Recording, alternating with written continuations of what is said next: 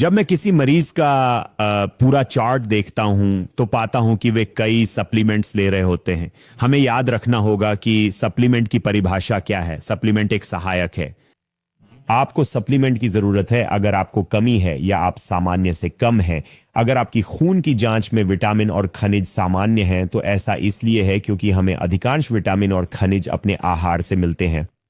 मुझे सबसे बड़ी चिंता यह है कि लोग कई सप्लीमेंट्स लेते हैं जिनमें एक ही चीज होती है, जैसे मल्टीविटामिन और न्यूट्राफॉल, जिनमें कई समान चीजें होती हैं और फिर उन्हें अपने आहार से भी विटामिन और खनिज मिलते हैं। तो जब मैं उनकी लैब जांचता हूं, अक्सर लिवर में चोट दिखती है, लेकिन ज्यादातर कुछ विटामिन और खनिजों के विषाक्तता स्तर दिखते हैं। तो हमें याद रखना होगा, पहले हमें जांच करनी होगी और अगर कोई वास्तविक कमी है या कुछ लैब रिपोर्ट कम सामान्य हैं तभी हम सप्लीमेंट ले सकते हैं।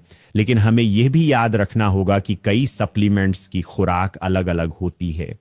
जब आप कोई सप्लीमेंट लेना शुरू करते हैं तो 2 महीने बाद लैब वर्क फिर से जांचना होगा ताकि खुराक सही हो या कहीं ज्यादा न हो जाए।